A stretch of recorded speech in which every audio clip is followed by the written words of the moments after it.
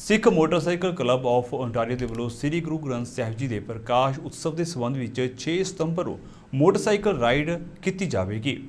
ਇਸ ਰਾਈਡ ਸੰਬੰਧੀ ਪ੍ਰਬੰਧਕਾਂ ਦੇ ਵੱਲੋਂ ਮੀਡੀਆ ਦੇ ਨਾਲ ਗੱਲਬਾਤ ਕੀਤੀ ਗਈ ਅਤੇ ਉਹਨਾਂ ਸੰਗਤਾਂ ਨੂੰ ਵੀ ਇਸ ਰਾਈਡ ਦੇ ਵਿੱਚ ਸ਼ਮੂਲੀਅਤ ਕਰਨ ਦੀ ਬੇਨਤੀ ਕੀਤੀ ਹੈ। ਉਹਨਾਂ ਬਰੈਂਪਟਨ ਦੇ ਮੇਅਰ ਦੇ ਵੱਲੋਂ 6 ਸਤੰਬਰ ਨੂੰ ਖਾਲੜਾ ਦਿਵਸ ਦੇ ਤੌਰ ਉੱਤੇ ਮਾਨਤਾ ਦੇਣ ਉੱਤੇ ਖੁਸ਼ੀ ਪ੍ਰਗਟ ਕੀਤੀ ਅਤੇ ਕਿਹਾ ਹੈ ਕਿ ਇਹ ਇੱਕ ਇਤਿਹਾਸਿਕ ਦਿਨ ਵਜੋਂ ਜਾਣਿਆ ਜਾਵੇਗਾ। ਵਾਹਿਗੁਰੂ ਜੀ ਕਾ ਖਾਲਸਾ ਵਾਹਿਗੁਰੂ ਜੀ ਕੀ ਫਤਿਹ। ਆਪ ਸਾਰੀਆਂ ਸੰਗਤਾਂ ਨੂੰ ਗੁਰੂ ਗ੍ਰੰਥ ਸਾਹਿਬ ਜੀ ਦੇ ਪ੍ਰਕਾਸ਼ ਪੁਰਬ ਦੀਆਂ ਬਹੁਤ-ਬਹੁਤ ਵਧਾਈਆਂ ਅਤੇ ਮੁਬਾਰਕਾਂ। ਸਿੱਖ ਮੋਟਰਸਾਈਕਲ ਕਲੱਬ ਆਫ ontario ਵੱਲੋਂ ਇੱਕ ਨਿਵੇਕਲੀ ਰਾਈਡ ਜਿਸ ਵਿੱਚ ਅਸੀਂ ਆਉਣ ਵਾਲੀ ਪੀੜ੍ਹੀ ਨੂੰ ਨਾਲ ਲੈ ਕੇ ਚੱਲ ਰਹੇ ਹਾਂ।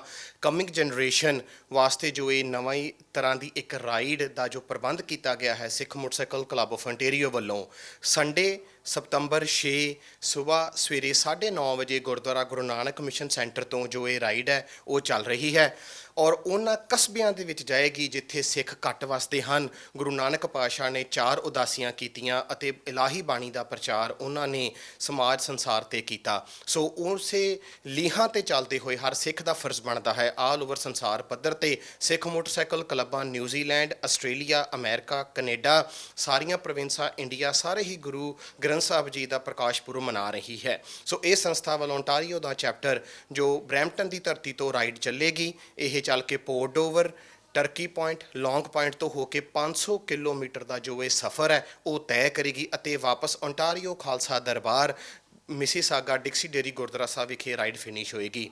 ਇਹ ਇੱਕ ਪਰਿਵਾਰਕ ਈਵੈਂਟ ਹੈ। ਰਾਈਡ ਫਲੈਗ ਆਫ ਕਰਨ ਜਾ ਰਹੇ ਹਨ ਆਨਰੇਬਲ ਬਰੈਂਪਟਨ ਦੇ ਮੇਅਰ ਪੈਟਰਿਕ ਬਰਾਊਨ ਜੀ, ਜਿਨ੍ਹਾਂ ਨੇ ਹੁਣੇ ਦੇ ਵਿੱਚ ਹੀ ਜਸਵੰਤ ਸਿੰਘ ਖਾਲੜਾ ਡੇ ਸਤੰਬਰ 6 ਨੂੰ ਐਲਾਨਿਆ ਹੈ। ਸੋ ਉਹਨਾਂ ਦਾ ਮਨ ਦਾ ਮਾਨ ਸਨਮਾਨ ਵੀ ਕੀਤਾ ਜਾਏਗਾ। ਸੋ ਆਓ ਅਸੀਂ ਸਾਰੇ ਰਲ ਕੇ ਇਸ ਰਾਈਡ ਨੂੰ ਫਲੈਗ ਆਫ ਕਰੀਏ ਔਰ ਸਾਰੇ ਰਾਈਡਰਾਂ ਦੀ ਹੌਸਲਾ ਅਫਜ਼ਾਈ ਕਰੀਏ।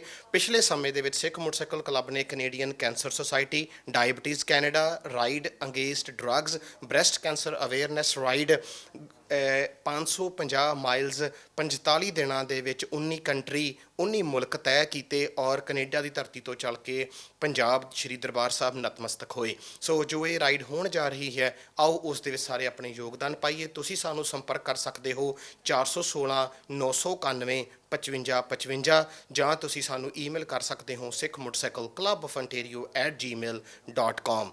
ਅਸੀਂ ਸਿੱਖ ਮੋਟਰਸਾਈਕਲ ਕਲੱਬ ਆਫ ontario ਵੱਲੋਂ ਸੰਗਤਾਂ ਦੇ ਚਰਨਾਂ ਦੇ ਵਿੱਚ ਬੇਨਤੀ ਲੈ ਕੇ ਹਾਜ਼ਰ ਹੋਏ ਆ। ਜਿਵੇਂ ਕਿ ਸਾਰੀ ਸਿੱਖ ਸੰਗਤ ਜਿੰਨੀ ਵੀ ਟੋਰਾਂਟੋ ਦੇ ਵਿੱਚ ਆਲੇ ਦੁਆਲੇ ਵਸਦੀ ਆ ਸਿੱਖ ਮੋਟਰਸਾਈਕਲ ਕਲੱਬ ਦੇ ਇਤਿਹਾਸ ਨੂੰ ਜਾਣਦੇ ਹੋ। ਸਿੱਖ ਮੋਟਰਸਾਈਕਲ ਕਲੱਬ BC ਤੋਂ ਸ਼ੁਰੂ ਹੋਇਆ ਸੀ ਤੇ ਜਿੰਨੀਆਂ ਵੀ ਕੈਨੇਡਾ ਦੀਆਂ ਪ੍ਰੋਵਿੰਸਸ ਨੇ ਹੌਲੀ ਹੌਲੀ ਇੱਥੇ ਫੈਲਿਆ, ਫਿਰ ontario ਦੇ ਵਿੱਚ ਆਇਆ। ontario ਦੇ ਵਿੱਚ ਸਿੱਖ ਮੋਟਰਸਾਈਕਲ ਕਲੱਬ ਅਸੀਂ 2008 ਦੇ ਵਿੱਚ ਇਹਦੀ ਸ਼ੁਰੂਆਤ ਕੀਤੀ ਸੀ।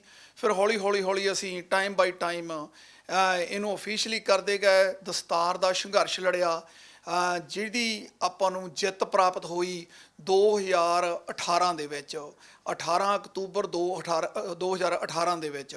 ਹੁਣ ਜਿੱਦਾਂ ਆਪਾਂ ਸਾਰੀ ਸੰਗਤ ਜਾਣਦੀ ਆ ਸਿੱਖ ਮੋਟਰਸਾਈਕਲ ਕਲੱਬ ਚੈਰਿਟੀ ਵਾਸਤੇ ਬੜਾ ਕੰਮ ਕਰਦਾ, ਪਰ ਇਸ ਵਾਰ ਕੋਵਿਡ ਕਰਕੇ ਬੜੀਆਂ ਪ੍ਰੋਬਲਮਸ ਆਈਆਂ, ਆਪਾਂ ਖੁੱਲ੍ਹ ਕੇ ਵੱਡੇ ਫੰਕਸ਼ਨ ਨਹੀਂ ਕਰ ਸਕੇ।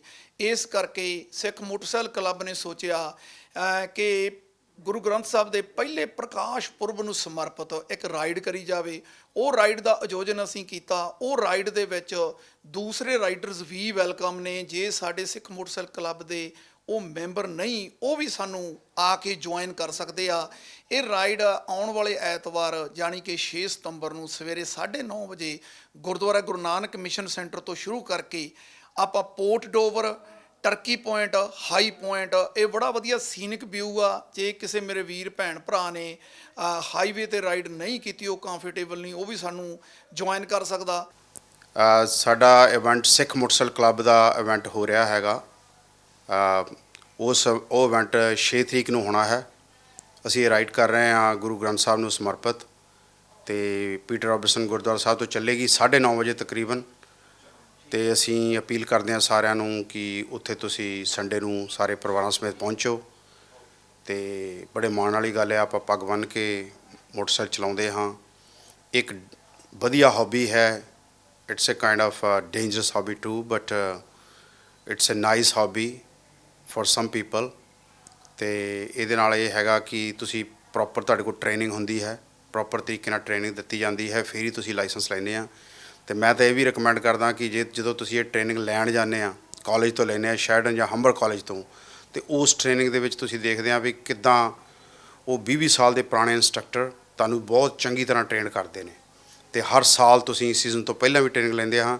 ਸੋ ਸੀਜ਼ਨ ਖਤਮ ਹੋਣ ਵਾਲਾ ਹੈ, ਸੋ ਆਓ ਹੁਮ-ਹੁਮਾ ਕੇ ਆਪਾਂ ਨਾਲ ਇੱਕ ਦੂਜੇ ਨਾਲ ਮਿਲੀਏ, ਨਾਲੇ ਕਮਿਊਨਿਟੀ ਤੌਰ ਤੇ ਜਿਹੜੇ ਇਵੈਂਟ ਸਾਂਝੇ ਕਰਦੇ ਹਾਂ, ਉੱਥੇ ਹੋਰ ਵੀ ਚੈਰਿਟੀਜ਼ ਦੇ ਕੰਮ ਇਹ ਕਲੱਬ ਕਰਦਾ ਹੈ।